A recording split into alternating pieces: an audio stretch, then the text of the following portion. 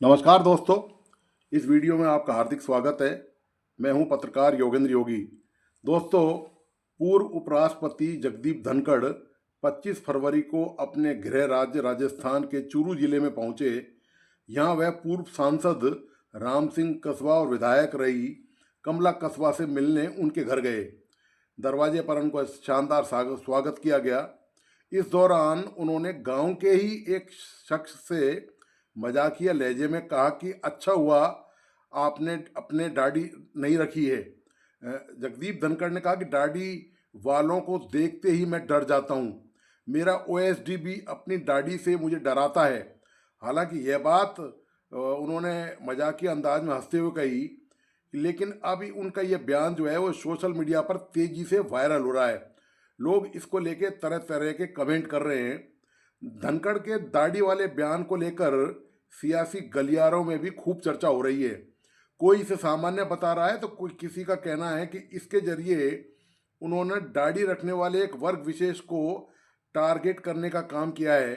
विपक्ष के कुछ लोगों ने सोशल मीडिया पर लिखा है कि पूर्व उपराष्ट्रपति जगदीप धनखड़ ने अपनी पार्टी के उन बड़े नेताओं पर निशाना साधने की कोशिश की है जो दाढ़ी रखे होते हैं। जगदीप धनखड़, मैं आपको बता दूं कि ये जो इशारा है दरअसल ये सीधा सा जाहिर है कि प्रधानमंत्री नरेंद्र मोदी ने भी दाढ़ी रखी हुई है, या आप सब जानते हैं इस बात को। और जगदीप धनखड़ का जो इस्तीफा हुआ था वो यही था कि केंद्र सरकार से उनकी पटरी नहीं बैठ पा रही थी। मैं आपको बताता चलूं कि जगदीप धनखड़ ने देश के दूसरे सर्वोच्च संवैधानिक पद पर 3 साल तक धनखड़ आसीन रहे और इस दौरान वे जबरदस्त तरीके से विवादों में घिरे रहे। स्वाभाविक है कि 21 जुलाई की शाम को उनका अचानक इस्तीफा आया और ये जो उनका इस्तीफा आया उसके बाद पूरा नाटकीय घटनाओं का दरअसल क्रम चलता रहा। सरकार की तरफ से कोई बयानबाजी नहीं। धनखड़ ने भी इस बात का खुलासा खुलकर नहीं किया कि इस्तीफे की वजह क्या रही। ये जो बेहद अप्रत्याशित घटनाओं का जो घटित हुआ उससे विरोधाभास हो गया।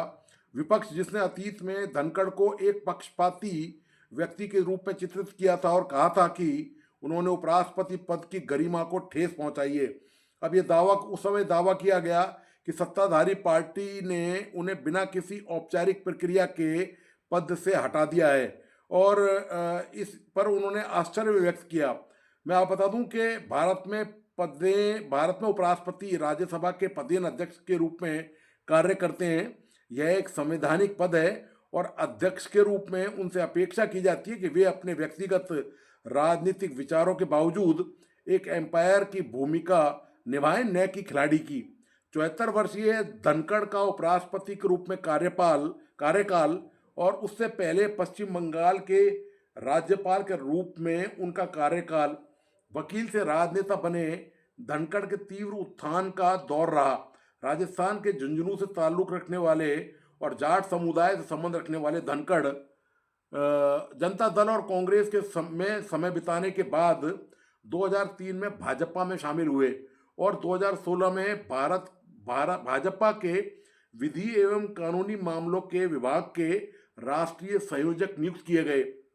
हालांकि पश्चिम बंगाल के राज्यपाल और उपराष्ट्रपति दोनों के रूप में उनकी व्यापक रूप से आलोचना की गई और उन पर केंद्र में सत्तारूढ़ पार्टी के एजेंडे को पूरा करने के लिए हर संभव तरीके से प्रयास करने का आरोप लगाया गया। दरअसल 2022 में उपराष्ट्रपति चुने जाने के बाद विपक्ष ने इस पद के लिए उनकी उपयुक्तता पर गंभीर चिंता जताई थी। भाजपा विरोधी दलों ने बताया था कि उस समय की उपराष्ट्रपति चुने जाने से ठीक पहले पश्चिम बंगाल के राज्यपाल के रूप में उनका कार्यकाल बेहद विवादित रहा है और ममता बनर्जी के नेतृत्व वाली सरकार से उनके लगातार टकराव बने रहे। दिसंबर 2024 में धनखड़ राज्यसभा के पहले ऐसे अध्यक्ष बने जिनके खिलाफ विपक्ष ने अविश्वास प्रस्ताव पेश किया था। इंडिया ब्लॉक के 60 सांसदों ने राज्यसभा महासचिव के कार्यालय में नोटिस देकर उन्हें पद से हटाने की मांग की थी। उन पर आरोप था कि जब विपक्षी सांसद बोलने की कोशिश करते थे तो वे लगातार बाधा डालते थे और प्रधानमंत्री नरेंद्र मोदी या सदन के नेता जेपी नड्डा के बोलने के दौरान विपक्ष के नेता मल्लिकार्जुन खड़गे के हस्तक्षेप के अनुरोधों को भी वो ठुकरा देते थे। राज्यसभा के उपसभापति हरिवंश ने ये नोटिस खारिज कर दिया था। धनखड़ न्यायपालिका की आलोचना के कारण भी सुर्खियों में रहे हैं। आप जानते हैं, अगस्त 2022 में उपराष्ट्रपति का पद संभालने के तुरंत बाद उन्होंने राष्ट्रीय न्यायिक नियुक्ति आयोग एनजेएसी अधिनियम को रद्द करने वाले सर्वोच्च न्यायालय के 2015 के फैसले की निंदा की थी। जनवरी 2023 में उन्होंने केशवानंद भारती मामले में सर्वोच्च न्यायालय द्वारा प्रतिपादित संविधान की मूल संरचना के सिद्धांत की वैधता पर सवाल उठाए थे। इसके बाद उन्होंने सर्वोच्च न्यायालय के उस फैसले की जमकर आलोचना की जिसमें राज्य विधानसभाओं द्वारा अनुमोदन के लिए भेजे गए विधेयकों पर राष्ट्रपति और उपराज्यपालों के लिए समय सीमा निर्धारित की गई थी।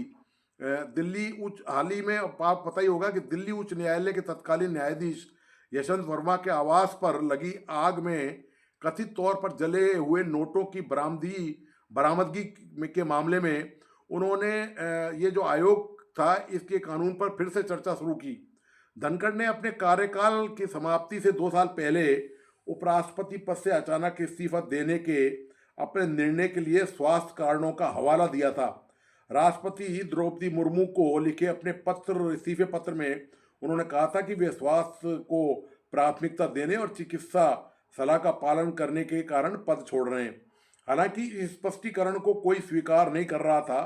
व्यापक रूप से माना जाता है कि धनखड़ का इस्तीफा सरकार के साथ उनके संबंधों में तेजी से आई गिरावट का चरम बिंदु है और दोनों के बीच विश्वास और भरोसे के पूर्ण पतन का प्रतीक है। दिलचस्प बात दोस्तों यह है कि धनखड़ की कार्यशैली, जिसे सत्ताधारी पार्टी के एजेंडे के अनुरूप माना जाता था और विपक्ष द्वारा अत्यधिक पक्षपात पूर्ण बताकर आलोचना की जाती रही, उनके लिए मुसीबत का सबब बनी। ऐसा माना जाता है कि यह शैली राजनीतिक नेतृत्व की उस धारणा के विपरीत थी कि उनके पद पर बैठे व्यक्ति को कैसे कार्य करने चाहिए। धनखड़ के प्रति सत्ताधारी पार्टी की धारणा में तेजी से बदलाव आया। हालांकि वे अपने बयानों में खुलकर राजनीतिक रुख अपना रहे थे, लेकिन विपक्ष के प्रति उनका सकारात्मक प्रतिक्रिया देखने को मिली। उन्होंने कई मौकों पर सार्वजनिक रूप से सरकार के प्रति अपना असंतोष भी जाहिर किया। धनखड़ को लगने लगा था कि उनके पद को वह महत्व नहीं दिया जा रहा जिसके वे हकदार थे। माना जाता है कि वे इस बात से नाराज थे कि सरकार ने अप्रैल में उनके और अमेरिका के उपराष्ट्रपति जेडी वेंस के बीच बैठक की व्यवस्था नहीं की, जबकि वे समकक्ष पदों पर थे। ऐसा माना जाता है कि वे अपनी विदेश यात्राओं में कटौती और देश विदेश में उन्हें उचित सम्मान न दिए जाने से भी नाखुश थे। भारत के मुख्य न्यायाधीश तत्कालीन मुख्य न्यायाधीश बी आर गवई द्वारा महाराष्ट्र दौरे के दौरान प्रोटोकॉल के पालन न किए जाने का मुद्दा उठाने के संदर्भ में धनखड़ ने 19 मई को कहा था कि जब उन्होंने संकेत दिया कि यह व्यक्तिगत नहीं था तो यह उनके पद के कारण था, और उन्होंने कहा कि मुझे यकीन है कि ये सभी इसे ध्यान में रखेंगे। एक तरह से मैं पीड़ित हूँ, ये वो कहना चाह रहे थे। आपने राष्ट्रपति और प्रधानमंत्री की तस्वीर देखी है। धनखड़ ने कहा था कि आपने राष्ट्रपति और प्रधानमंत्री की तस्वीर देखी है लेकिन उपराष्ट्रपति की नहीं। मेरे पद छोड़ने के बाद मैं सुनिश्चित करूंगा कि मेरे उत्तराधिकारी के पास भी एक ऐसी तस्वीर हो। किसानों के कल्याण पर अपने विचारों से धनखड़ ने सत्ताधारी पार्टी में और भी हलचल मचा दी थी जब उन्होंने अपने जाट और किसान होने का दावा किया।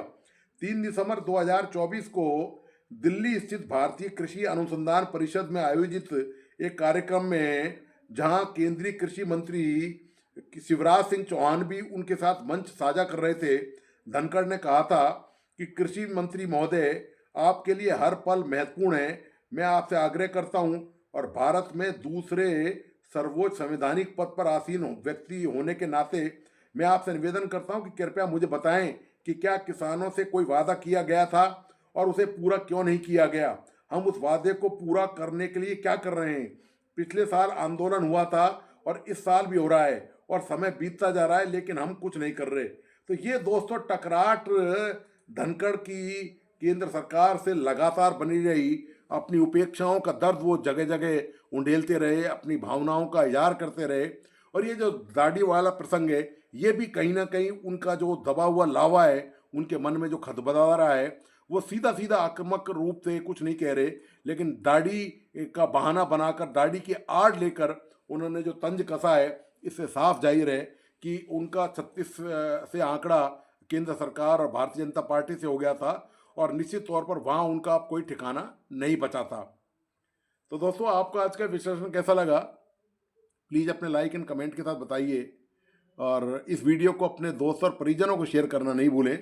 मेरा तमाम दोस्तों से आग्रह है कि प्लीज़ इस यूट्यूब चैनल को सब्सक्राइब करें, लाइक करें और बेल आइकन का बटन ज़रूर दबाइए। धन्यवाद। नमस्कार।